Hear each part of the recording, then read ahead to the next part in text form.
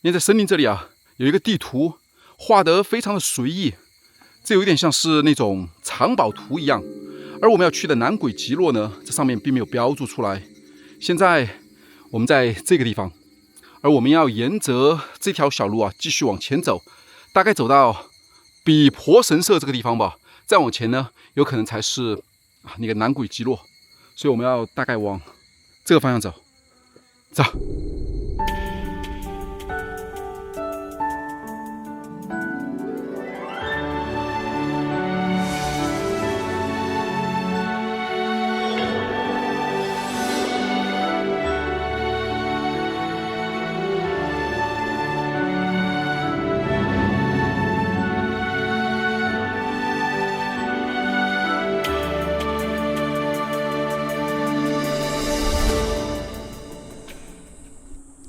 嗨，大家好，我是阿生。那现在啊，我们在这个小木屋里面呢，正等待着电铁。那今天啊，我们要去探寻一个非常奇怪的古村落吧。因为从它的名字就不难发现啊，还蛮有意思的，好像是叫南轨极落吧？难道还有女轨极落吗？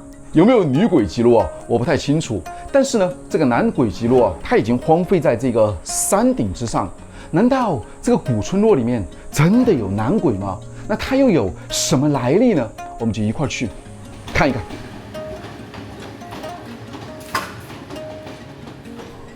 今天这个行程啊，可以说是非常的具体，因为这个南轨极落啊，它坐落在这个偏僻的山顶之上。我在前期的时候，在地图上面查询啊，它离最近的 JR 或者说是各种交通工具吧，徒步大概要走11公里左右的路程。而且有一半以上还是这种爬坡之路，那如果没有交通工具的话，那可以说是几乎没法到达。所以这或许是我们日本旅行以来啊，没有交通工具最困难的一次徒步旅行了吧。这沿途啊，没有任何的公交车，只有一些私家车和一些工作的车辆吧。那本来来日本的时候啊，我是查询过如何办理这边的驾照，但是好像日本呢，它是不认可国内的驾照。如果要在这边学习考试的话，那所需要花费的时间又挺长的，又时间有限嘛，所以通常一般呢都是选择的 JR Pass。因为我看到很多室内啊，它的那个停车不仅是费用很高，还有很多地方都没法停车。但是像这样的一个状况下的话，你看走在炎热的步道上面，很快啊就会脱水。怎么样？汗流浃背啊！周围是一些民家，但大多都是这种田园风光吧。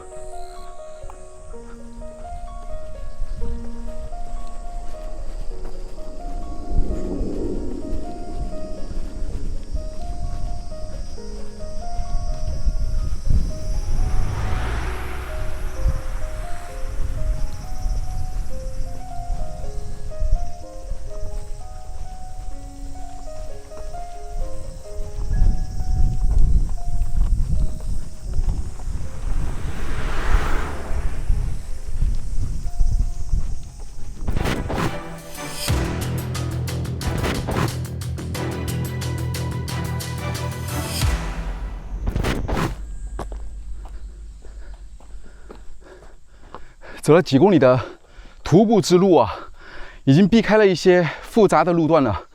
如果今天啊我们像这样往返徒步的话，那来回啊全部都耗在路上了。所以我们现在得把提前准备的交通工具得拿出来了。来，站过来。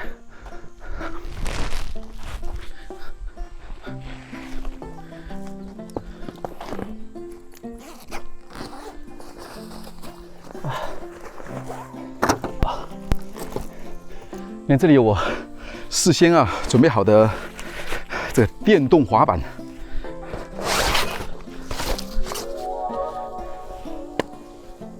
那接下来沿途的交通啊，就只有靠它了。好，出发。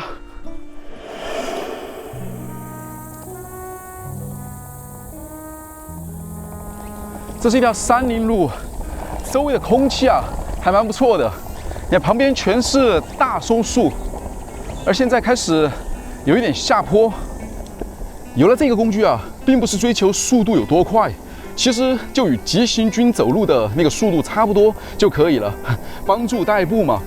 那我这个工具啊，它大概重量是4公斤左右，实际的续航大概是18公里吧。但是我现在身上背的东西还蛮重的，所以我估计达不到18公里。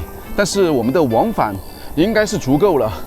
那因为啊，这个板子比较小，不太好操控，所以安全起见呢，坐着可能会更稳一些吧。来，我们一块儿体验一下。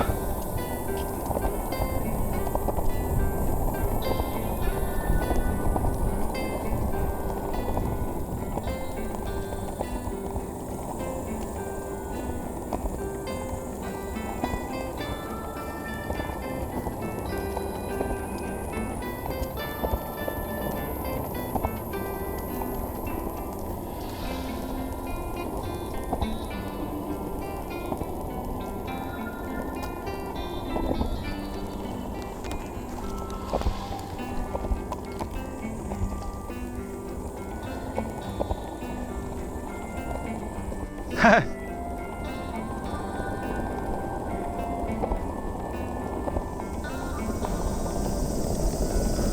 嚯，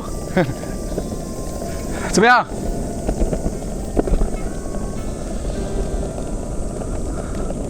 这样代步就好了很多，而且在这一条山林路里面啊，没有人，当然也没有车了。路面我觉得还算不错吧。如果是这一条路这样走7、8公里的话，还算是不错吧。但是如果遇到上坡的话，这就不行了。你现在到上坡了，哇，我就不行了，就得这样提着走。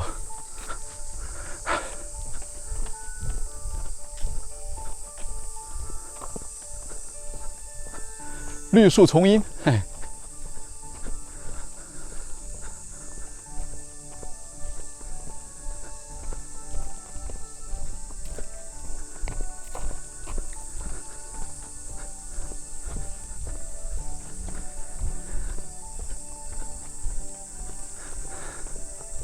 森林里面比较的安静，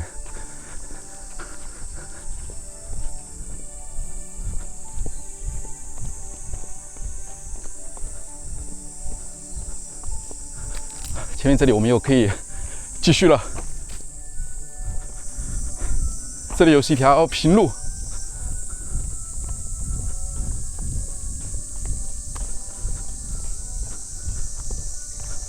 这里差不多就可以开始了。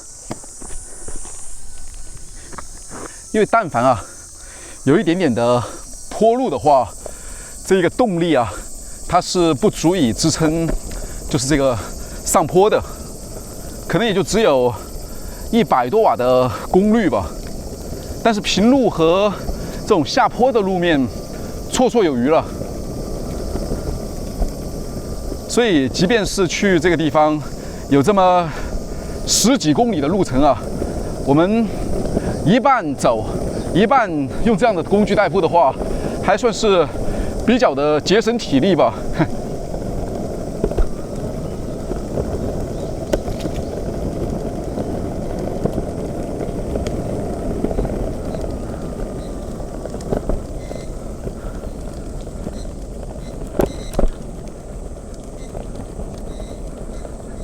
但凡稍有一点点这样的坡路啊，你看它的这个动力啊就很慢了，或者说是完全就上不动了。坐着滑的话，会更加的，就是容易操控一些；站着滑比较容易摔，因为这个板子它比较窄嘛。这个路面有点走不动了。你看它还可以啊，我是不行了，这背包里面东西太多了。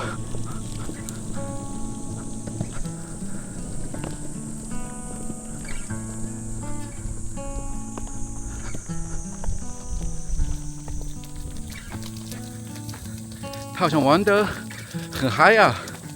哎呀，我可是提着滑板继续在往前走啊，那走得好快。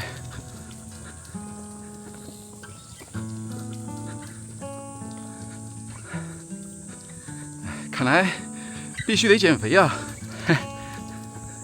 那在后面，下山的话应该是比较的方便了，但上山，哎呀，确实有点恼火。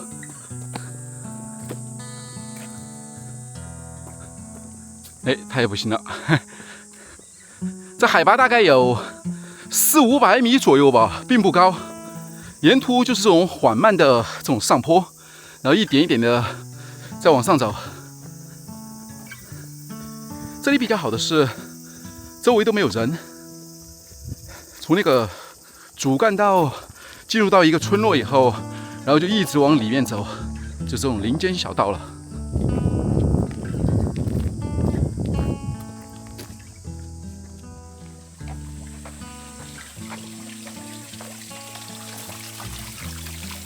这沿途啊非常的热，我的水都已经全部喝没了。这2个水桶，哇，这水啊非常的冰凉，你看，应该是那种山泉水。我来接一点。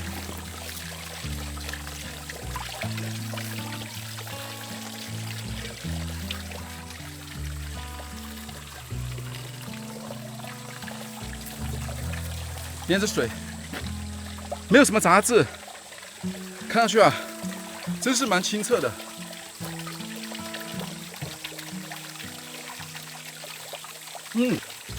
很冰凉，而且还有一种淡淡的甜味。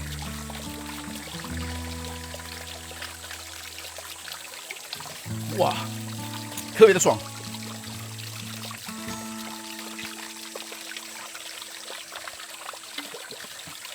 很棒。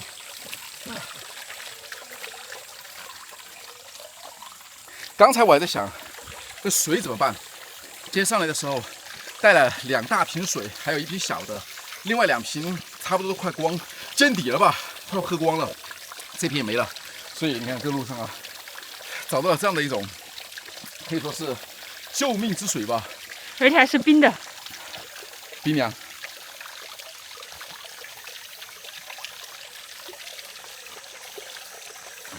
救命的稻草。好，继续出发。现在一路啊都在爬山，所以这工具暂时还用不了，我们还继续得往上走。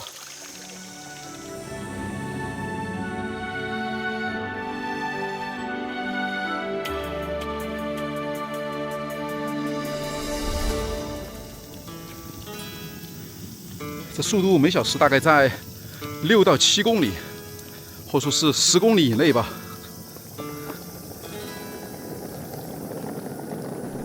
这个速度的极限也就只有这么快，不过在平路的时候会更快一些。前面不远处就下坡了，我们现在距离目的地还大概有，我看一下，7.9公里。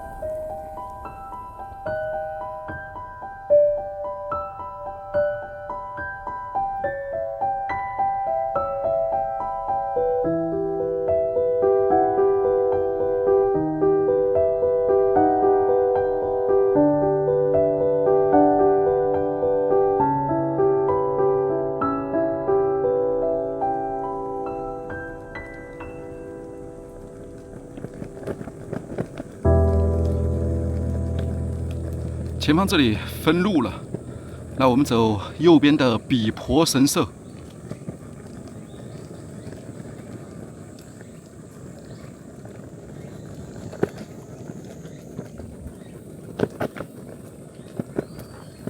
这里的路有一点陡峭了。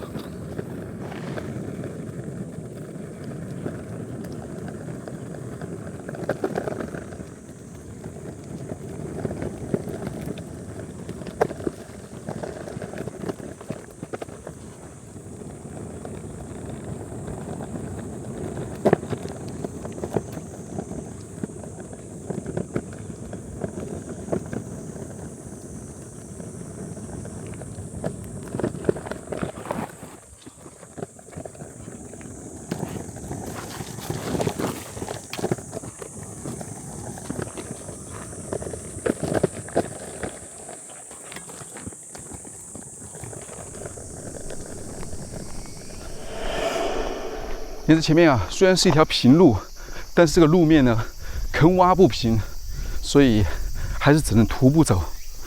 周围散落了很多的一些私人的物品吧，有点像是那种冰箱之类的。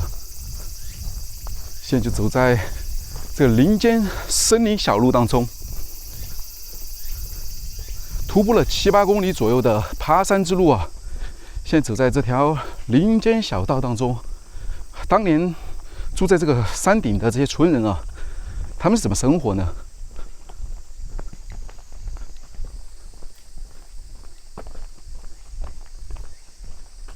下面我估计以前有可能是一个小溪吧，现在全部都已经干涸了。这森林啊，非常的茂密。如果是在冬季的话，周围应该全是积雪。你看，从这个路面的周围啊，有很厚的那种淤泥，就不难发现应该是雪融化以后留下的。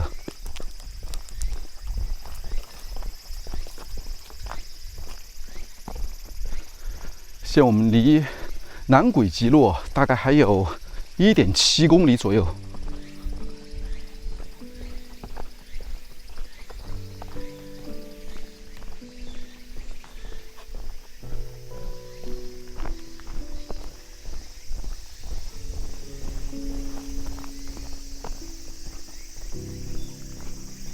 周围全部是非常粗大的这种松树。